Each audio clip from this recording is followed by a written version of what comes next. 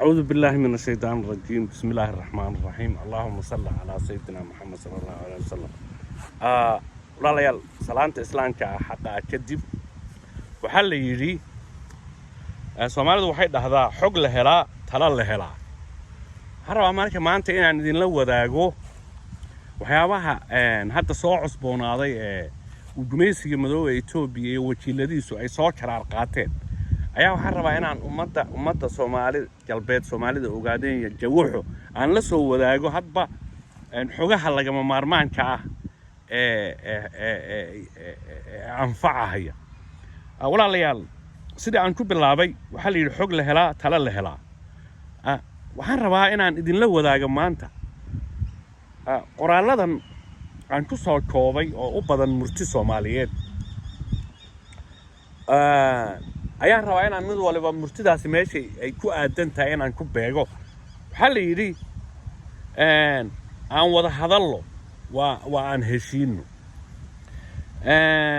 دواعو ماشي معل وقا براتو أيي معلول وقود دمتا وحاجرو كالي خاق إداء كوكوما دايي آنسدين كوكو دايا دقس أروريو هام بوچنوا فركليا فول ما نقضو iyo maama kale oo iyadana si gaar ah u khusaysa waxa la yiraahdo dadka aan la hadlahayo wax jaradkiisa innocentiisa makasiisa indheer jaradkiisa ardaydiisa dhalinyaradiisa odayaashiisa iyo inta ma aragtay la xijlaawayaasha ka danqanaya oo iyaduna khusaysa mahmaadan kale ee dhahaysa cilqabe canaanqabe waa riti aydu rarata iyo mahmaadan oo gaar u ah qolyahan aan farta ku fiiqahayeen tilmaami doono insha Allah murtidan aan u soo qaatay oo oranaysa sajirim wax u cun oo sajirim wax u qas oo markii lagu jartana oo hinkun jadaan jad walaalayaal marka waxaan ku bilaabayaa waxaa jirta wax la yiraahdo ummadda Soomaalida ogaadeenaya halgankeedu gobonimo doon waa xaq ummaddaasi ma dagaal jecla ma colaad jecla balse waxaan dhihi karaa inay iska caabiyaan ama ka hadlaan ama ka dagaalamaan ama ay ka soo diidiyaan waa noocdan biday oo la soo doontay in yar baa waxaan rabaa marka inaan xoogaa faalla ka bixiyo waxaan soo qaadanayaa inta badan dadka hoolaalka iyo kuwa mabaadiida ka dhabeeyay ay dhabta ka tahay waxaan soo qaadanayaa laba tusaale oo inoogu filan kuwa aan ku tilmaamayo hoolaalka waxaa jirta xilliyada ka mid ah ayaa waxaan waraystay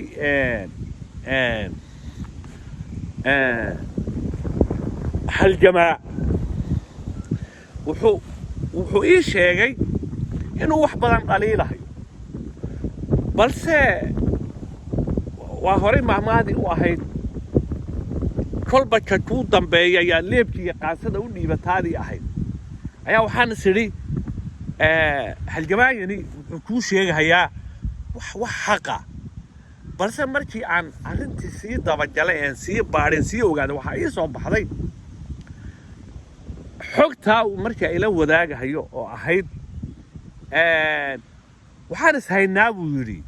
halganka waxaan isku haynaa xubno fara badan oo jabhada sida awgeed halganka waxaan ka qaatay baririf waqti baan xajiyay si aan u sameeyo barnaamij dhaqaale oo carruurtayda ku horumariyo waxaan dhistay guriyo waxaan uga tagay carruurtayda marka hanti ma guurta ah waxaan isweydiinayaa marka gobonimo doonka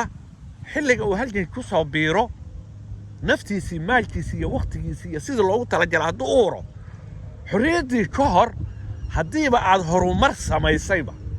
inkastoo aan aaminsanahay xorriyaddii ka hor in la noolaan karo iyadana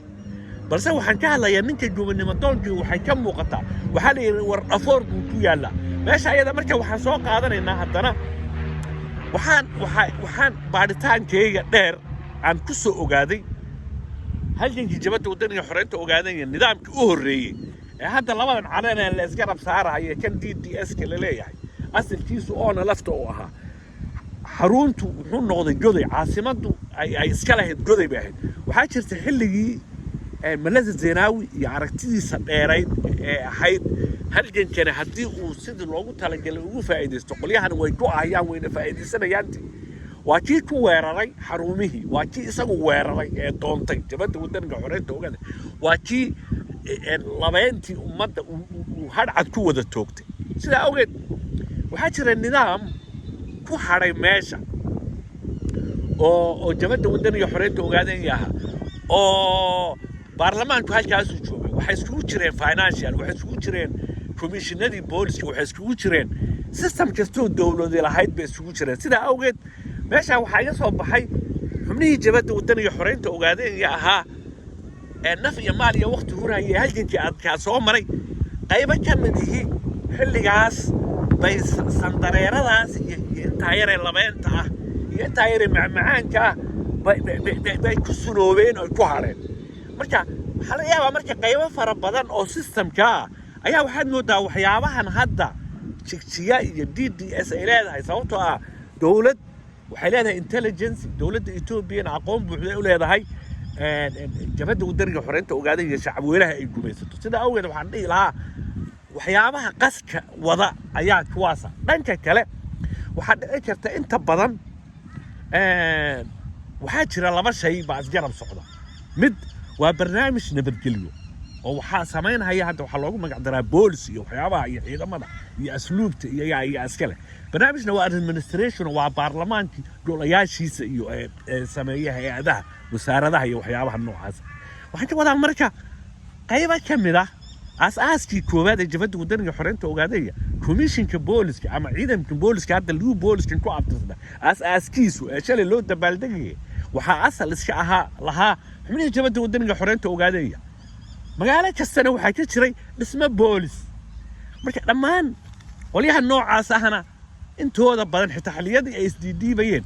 nin kasta oo nidaam ama xil soo qabtay laftiisu xitaa gobonnimo doon ha ahaadee xitaa hay-adaha jabadda laftigeedu dhaqaalaha jabhadda markii hogaamo la yidhaahdo hogaanka garsoorka hogaanka dhaqaalaha hogaanka jabhadaha laftigoodu waxay lahaayeen dhaqaalaha ka imanayay shacab weynaha taageersan sidaa awgeed xubin kaste oo halgankiisii naf iyo maal iyo waqti aan u horeynin balse markuu halgan ku jiro u baahda barnaamij financial iyo dhaqaale ana waa kuwa ugu horeeya ee maanta horboodahay waxyaabahan dhacay marka faaladan waxaan u hormarsaday waxaa jirta marka aan dib ugu soo noqonaynaa murtidan aan ku bilaabay baan dib ugu soo noqonaynaa aan wada hadallo waa aan heshiino hadda waa aan wada hadallo qof aan nabad rabin ma jiro qof kasta oo adduunka ku nool nabad iyo nolol buu rabaa balse waxaan dhihi karaa wada hadal kaste oo ajandayaasha gumaysiga ka yimaado oo dhan waa shirqool sidaa awgeed wada hadalka lagu naaloonaya inuusan sharci ahayn baan aanu aaminsanahay oo iba tahayba sababtoo ah xalaalnimadeedu waxay leedahay shuruudo iyo barnaamijyo gaar ah oo faahfaahin doona sidaa awgeed waxaba yaraatee wada hadal oo gumaysiga madooba Itoobiya lala gelay ma jirin ee shirqool buu ahaa waxaa jirta dawaco meeshay macal uga barato ayay macluul uga baktidaa waxaan ka wadaa cid kaste oo ama xil jabhadeed soo qabatay ama nidaam ismaamul oo wakiil gumaysigu soo sameeyay la yiraahdo dhammaantood waxay u wada cararayaan intooda badani wax la yiraahdo macashi lagu tilmaamahay macnaheed sandareer ay ka heleen waxyaabay keen sida awgeed murtidana waxay khusaysaa cid kaste oo xil ummadda u soo qabatay ayay mahmaadaasi khusaysaa aan soo dhaadhacno waxay ahayd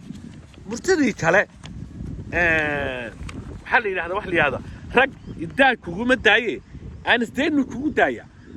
waxaan aaminsanahay jabhadda waddaniga xoreyn oo gobonnimo doona oo tidhi حبتشوشين هاد أنا عبار سامين ولي لما أركي هل يجوا من الموضوع أنت جبت ودني حرين توقعين إلا ما أوجه حرين هيو ومدي ساسي نقول كيساس ما شو تشريو وحلي هذا أنا هشيس سي وان شو تشري جماعة لا ما نيا مثلا مركب ما هذاس